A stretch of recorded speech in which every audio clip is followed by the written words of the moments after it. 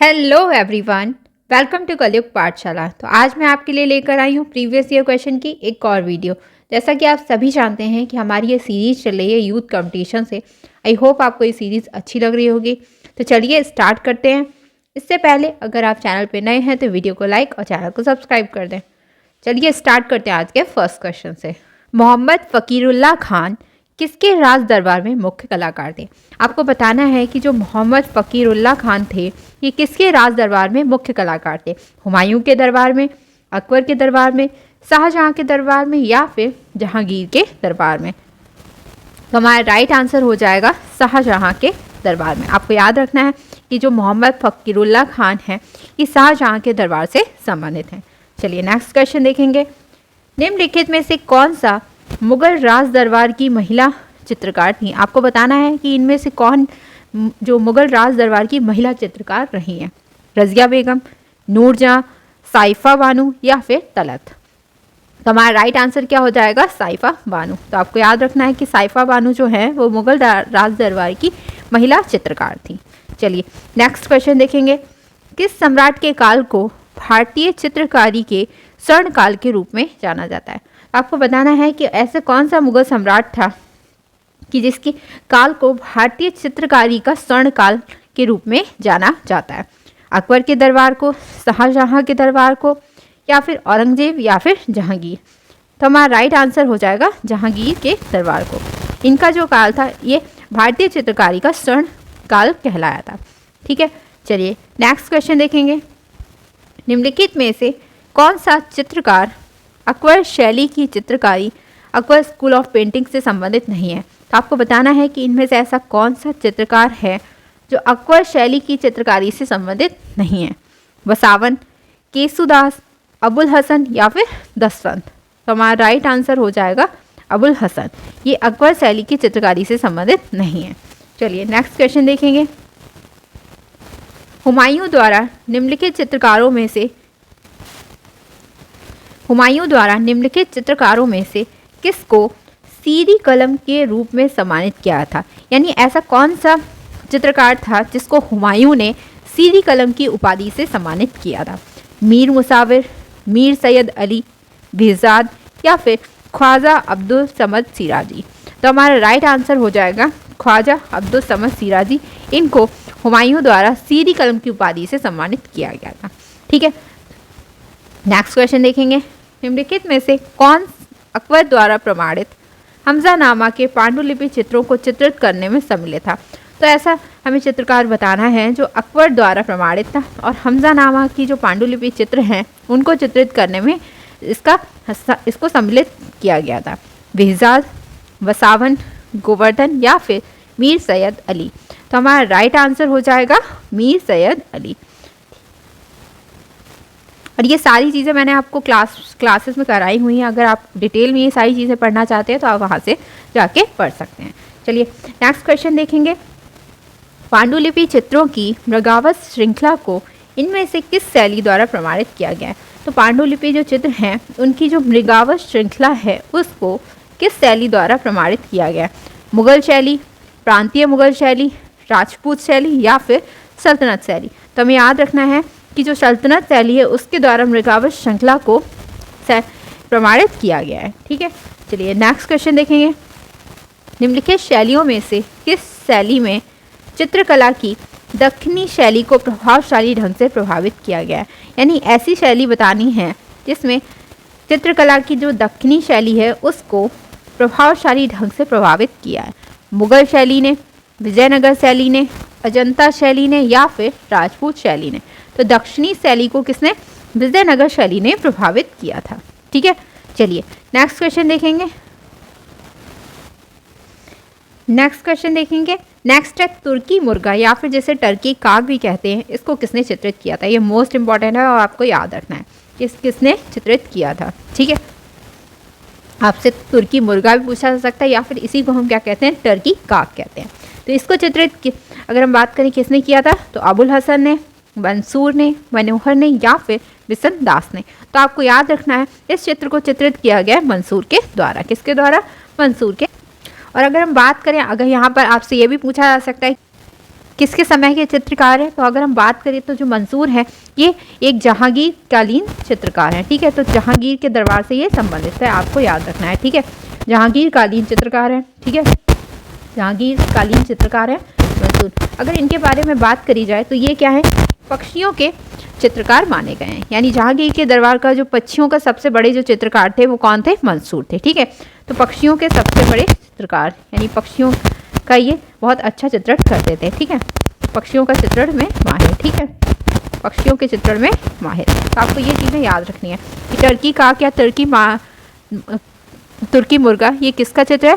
मंसूर का है। और ये क्या है? एक जहांगीर कालीन चित्रकार है और ये पक्षियों के चित्रण में माहिर हैं। ठीक है, चलिए नेक्स्ट क्वेश्चन देखेंगे। लघु चित्र रणथंभौर की घेराबंदी निम्नलिखित में से किसकी पुस्तक है? आपको बताना है कि जो लघु चित्र रणथंभौर की घेराबंदी है निम्नलिखित में से किसकी पुस्तक है, ये बताना है आपको। पाशानामा की, जहांगीरनामा की, अकबरनामा की या फिर हुमायूं नामा। तो आपको याद रखना है ये किसका, अगर हम इसकी बात करें तो रणथंभौर की घेराबंदी जो है वो संबंधित है अकबरनामा से। किससे? अकबरनामा से। चलिए नेक्स्ट क्वेश्चन देखेंगे। भारत भवन भोपाल में ललित कलाओं के रूपंकर संग्रहालय के पीछे कौन दूरदर्शी था? तो भारत भवन जो भोपाल में है इसमें ललित कलाओं के रूपंकर संग्रहालय के पीछे कौन दूरदर्शी था, आपको ये बताना है। जे स्वामीनाथन, एम.एफ. हुसैन, के.सी.एस. पन्नेकर या फिर ज्योति भट्ट। तो हमारा इसका राइट आंसर हो जाएगा जे स्वामीनाथन। चलिए नेक्स्ट क्वेश्चन देखेंगे। दिए गए विकल्पों में से मुगल सम्राट हुमायूं द्वारा फारस से लाए गए कलाकार युग्म की पहचान करें। तो आपको बताना है कि जब हुमायूं फारस से वापस आ रहे थे तो उनके साथ और कौन कौन से कलाकार आए थे? तो मीर सैयद अली और वसावन, मीर सैयद अली या फिर ख्वाजा अब्दुल समद सिराजी, बिहजाद या फिर आगा मलिक, बिहजाद या ख्वाजा अब्दुल समद सिराजी। तो आपको याद रखना है कि मीर सैयद अली और ख्वाजा अब्दुल समद सिराजी जो हैं यही हुमायूं के साथ फारस से आए थे। अगर हम बात करें इनके गुरु की तो इनके गुरु जो थे मीर सैयद अली के और ख्वाजा अब्दुल समद सिराजी के बिहजाद थे। तो आपको ये याद रखना है, यानी ये दोनों बिहजाद के ही शिष्य थे। चलिए नेक्स्ट क्वेश्चन देखेंगे। चित्रकार का नाम बताएं जिसे जहांगीर ने चित्रकला में उत्कृष्टता के लिए नादिर उस जमान वंडर ऑफ द एज के रूप में सम्मानित किया था। यानी ऐसे चित्रकार का नाम बताना है जिसे जहांगीर ने चित्रकला में उत्कृष्टता के लिए क्या दिया था? नादिर उस जमान या फिर वंडर ऑफ द एज के रूप में सम्मानित किया था। विसनदास या फिर विचित्र या फिर मंसूर या फिर अबुल हसन। तो जो जहांगीर हैं इन्होंने नादिर उस जमान या फिर वंडर ऑफ द एज के रूप में सम्मानित किया था किसको? अबुल हसन को। ठीक है, किसको? अबुल हसन को। चलिए नेक्स्ट क्वेश्चन देखेंगे।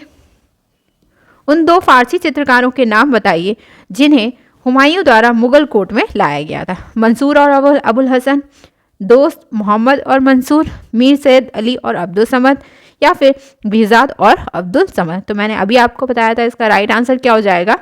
मीर सैयद अली और अब्दुल समद सिराजी, ये आए थे हुमायूं के साथ मुगल कोर्ट में। ठीक है, चलिए नेक्स्ट।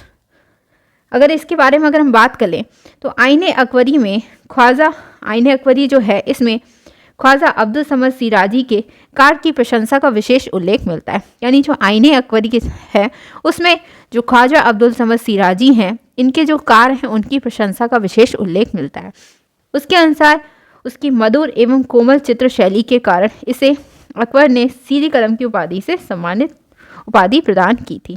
प्रारंभ में मीर सैयद अली फारस की जकवी शैली या ईरानी शैली का प्रमुख चित्रकार था। तो आपको यहाँ पर याद रखना है जो प्रारंभ में मीर सैयद अली थे वो फारस की जकवी शैली या ईरानी शैली के प्रमुख चित्रकार थे और अकबर के दरबारी चित्रकारों में उसका विशेष स्थान था। यानी मीर सैयद अली की यहाँ पर बात हो रही। उपयुक्त दोनों चित्रकारों को हुमायूं द्वारा मुगल कोर्ट में लाया गया था।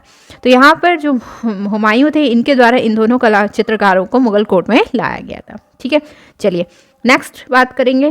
प्रसिद्ध मुगल गार्डन आराम बाग कहाँ स्थित है? तो आपको बताना है जो आराम बाग है वो कहाँ पर स्थित है? आगरा में, लाहौर में, श्रीनगर में या फिर ग्वालियर। तो इसका राइट आंसर हो जाएगा आगरा में। यानी जो ये प्रसिद्ध मुगल गार्डन है आराम बाग ये कहाँ पर स्थित है? आगरा में स्थित है। चलिए इसके बारे में अगर बात करें तो ये आगरा में स्थित है, ये आपको याद रखना है। आगरा में स्थित आराम बाग भारत का सबसे पुराना मुगल बाग है। तो यहाँ पर एक क्वेश्चन ये बन सकता है कि भारत का सबसे पुराना मुगल बाग कौन सा है? तो आपको याद रखना है ये है मुगल गार्डन आराम बाग, ठीक है। यानी आराम बाग जो है ये भारत का सबसे पुराना मुगल बाग है। इसका निर्माण जो है वो बाबर ने 1528 में करवाया था, ठीक है। तो इसको याद रखना है कि इसका निर्माण किसने? बाबर ने करवाया था और 1528 में करवाया था। यह ताजमहल से 5 किलोमीटर की दूरी पर उत्तर पूर्व दिशा में स्थित है। यानी ताजमहल से 5 किलोमीटर की दूरी पर और उत्तर पूर्व दिशा में स्थित है। इस बाग का जो निर्माण है वो किस शैली में हुआ है? पर्शियन शैली में हुआ है। ये आपको याद रखना है। चलिए नेक्स्ट क्वेश्चन, हमजानामा को किस पर चित्रित किया गया है? तो आपको बताना है जो हमजानामा है इसको किस पर चित्रित किया गया है? कागज पर, कपड़े पर, ताड़पत्र पर या फिर हाथी दांत पर? तो हमारा राइट आंसर हो जाएगा कपड़े पर। यानी जो हमजानामा है इसको किस पर चित्रित किया गया है? कपड़े पर। चलिए, हमजानामा मुगल कला की चित्रावली का उद्गम ग्रंथ है। तो ये यहाँ पर आपको याद रखना है कि मुगल कला की जो चित्रावली का जो उद्गम ग्रंथ माना जाता है वो कौन सा है? हमजानामा। या फिर ये याद रख सकते हैं कि मुगल शैली का प्रारंभिक सचित्र ग्रंथ, यानी जिसमें चित्र भी चित्रित किए गए हैं, ऐसा ग्रंथ कौन है? दास्तान-ए अमीर हमजा है। और ये किस शैली का? मुगल शैली का प्रारंभिक सचित्र ग्रंथ दास्तान-ए अमीर हमजा है, ठीक है। चलिए, हमजानामा की जो लंबाई और चौड़ाई है वो 68 और 32, यानी लंबाई 68 सेंटीमीटर और चौड़ाई कितनी है? 32 सेंटीमीटर। इस ग्रंथ का जो चित्रण है सूती कपड़े पर किया गया है। कैसे कपड़े पर? सूती कपड़े पर किया गया है। इस ग्रंथ के चित्रों में के संयोजन में अजंता चित्रकला का प्रभाव परिलक्षित होता है। और इस ग्रंथ के जो चित्र हैं उनका संयोजन, उसमें अजंता चित्रकला का प्रभाव दिखाई देता है। और इसमें कुल कितनी? 360 कहानियाँ चित्रित की गई हैं। तो ये चीज़ें आपको याद रखनी है हमजानामा को लेकर। चलिए नेक्स्ट क्वेश्चन, मिराक मिर्ज़ा घियात किस इमारत के मुख्य वास्तुकार हैं? कुतुब मीनार के, ताजमहल के, हुमायूं का गुंबद या फिर जामा मस्जिद जो दिल्ली में है उस? तो हमारा राइट आंसर हो जाएगा हुमायूं का जो गुंबद है इसके मुख्य वास्तुकार कौन है? मिराक मिर्ज़ा घियात, ठीक है। चलिए आगे बात करते हैं। हुमायूं का मकबरा, यहाँ पर आपको कई सारे क्वेश्चन बनेंगे। यहाँ पर हुमायूं का मकबरा कहाँ पर है? तो आपको याद रखना है हुमायूं का मकबरा नई दिल्ली में है। नई दिल्ली के दीन पना अर्थात पुराने किले के निकट, निज़ामुद्दीनपुर क्षेत्र में मथुरा मार्ग के निकट स्थित है।